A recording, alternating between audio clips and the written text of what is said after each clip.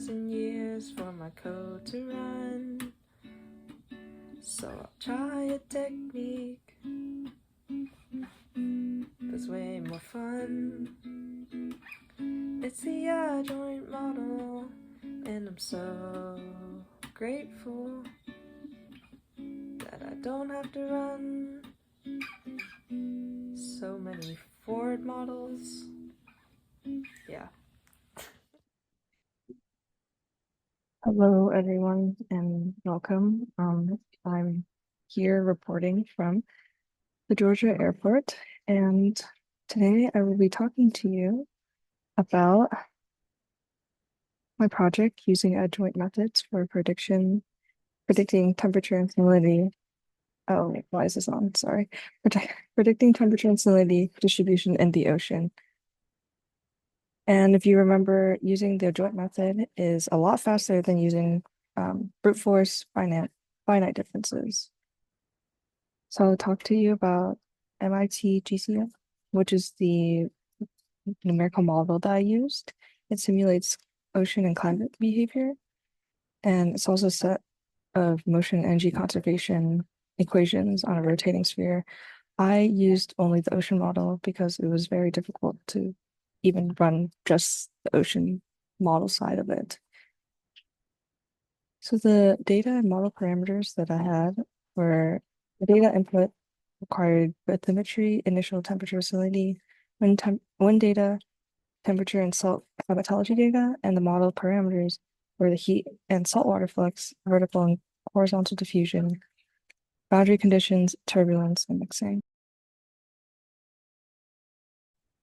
So I think that MIT GCM is more clear once I explain the forward model.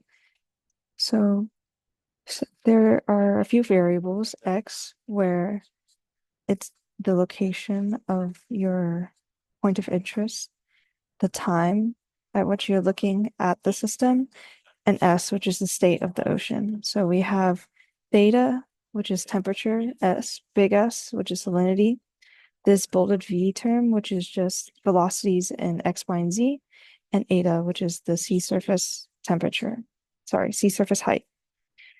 Then we have these equations that are the backbone of our forward model, which in some they are the hydrostatic primitive equations, which are just derived from the Navier-Stokes equations. So the first equation is the continuity equation, which is just conservation of mass. The second equation we have right here is the momentum equation of horizontal velocities. And each term just represents a different horizontal velocity. For example, the first one is how water speeds up or slows down over time. And the second term is the sea surface height and how that creates kind of a hill effect and how water kind of flows downhill. And then the third term is the hydrostatic effect of the water. So how the weight of the force, it accounts for the force of the water weight on itself. And then we have the last term, this GH, which is just some external forcing factors, maybe something like wind or friction. Then we have the vertical pressure gradient with the third equation right here. So the deeper you go, the heavier the water is above you. And the last two equations explain the conservation of heat, theta, and the conservation of salt, which is S. So next we have boundary conditions, which is part of the model parameters. We can see within the boundary domain it is split into three: the bottom, the top, and the open boundary. The first two equations describe the bottom boundary. And the first equation is a Dirichlet condition or Dirichlet condition, where W is a function or is related to the horizontal velocities and the gradient of the topography, as shown here, which ensures that the flow follows the bottom topography. The next condition is a no-slip condition, where it doesn't allow the circulation to be slowed down by friction. This next equation describes the top boundary where the vertical velocity at the top is determined by the change in the rate of change in the sea surface height plus some freshwater flux, which is this term right here. This is a more general equation. The LabC model that I used a more simple linear version of this. And the last three are just open boundaries where the temperature, the salt, and the velocities are allowed to interact with the external regions. Lastly, I will talk about the loss function. So if you recall in class, we want to find the model parameters that minimize the loss function, cost function, or objective function. And MIT GCM defines this objective function as the squared difference between the model output and the observed data ground truth. So just our least squares, which is defined in this portion of the equation here. This portion of the equation also has regularization, which is a weight multiplied by the square of one of our parameters. So in my case, temperature and salinity, and this just helps numerical stability. Lastly, this part is very interesting. We have this whole section is called strong constraint, and this term right here, the mu, is called a Lagrange multiplier, which basically just physically constrains the model. So this makes sure that the model behaves in a physically realistic way and penalizes it if it doesn't. Another cool thing about this cost function is that it's time evolving. So that means the loss is summed over multiple time steps, as you can see with this summation right here. So MIT GCM uses the adjoint to find the slope and then find the minimum value of this cost function. One aside I would like to make about this concept of strongly constraining the model is this method called data simulation, which MIT uses during the optimization of the loss function. Basically, data simulation incorporates the observed data into the model and forces the model to act in a more physically realistic way by comparing the model outputs to that data. It basically uses that data to guide the optimization process.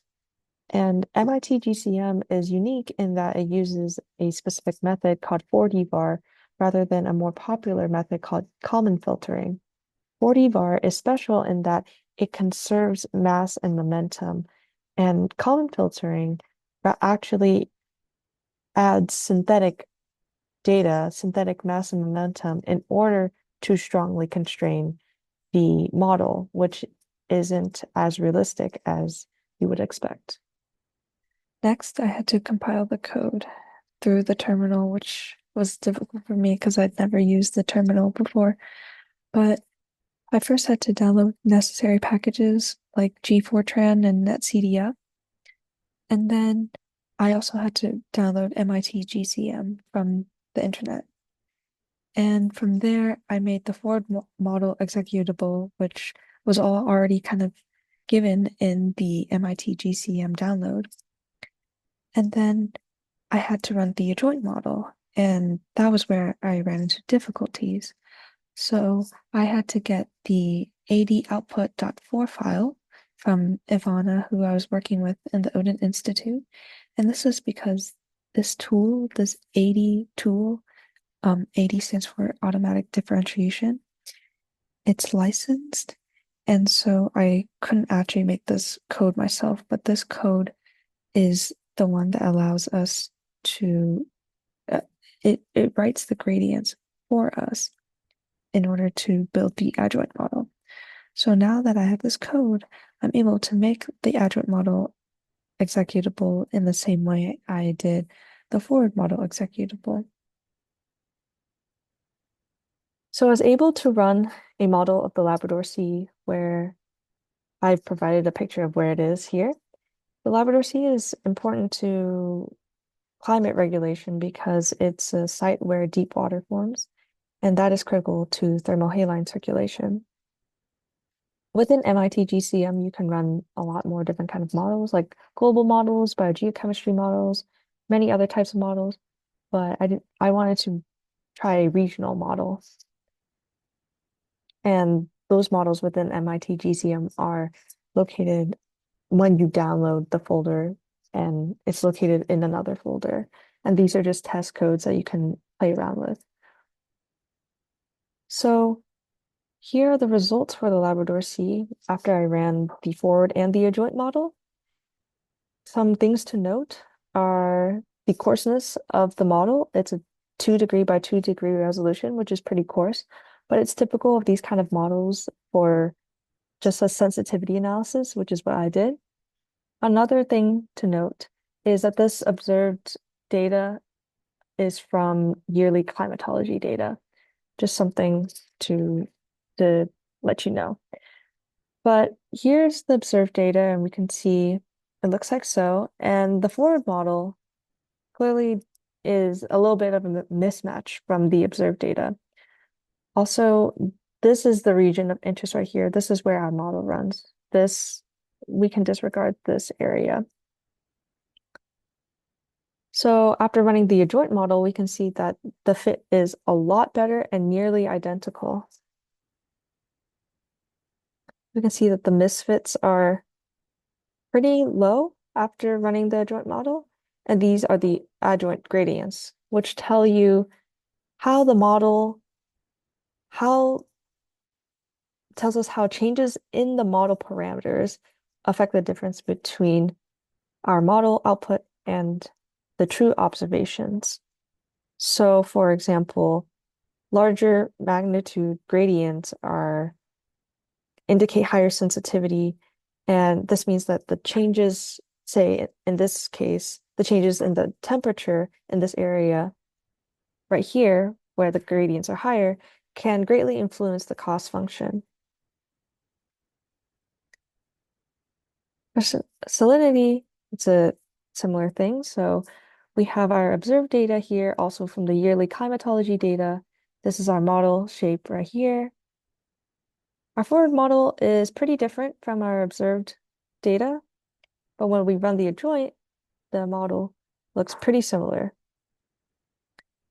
And the misfits are pretty small. And this region right here has indicates higher sensitivity. In conclusion, MIT GCM is a powerful adjoint modeling tool. It uses the adjoint to calculate gradients to find the minimum of loss function.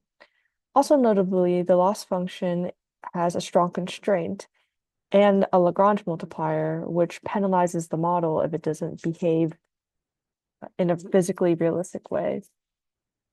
Some further work ideas I have are that I can analyze different states and parameters. I only analyze temperature and salinity, but MIT GCM also has the velocities and also very many other nuances that I definitely did not have time to get into. It's a lot more complex than what I'm presenting here. I can also run different models because if you remember when I told you that MIT GCM has multiple test codes and test scenarios that I could also explore, like the global ocean model or the biogeochemistry model. And before I conclude the presentation, I want to give a special thanks to Ivana Escobar from the Odin Institute. She helped me set up my Fortran model, set up MIT GCM, set up everything, and helped me walk through the very, very basics of MIT GCM because they have been working on this code for quite some time. So thank you so much to her.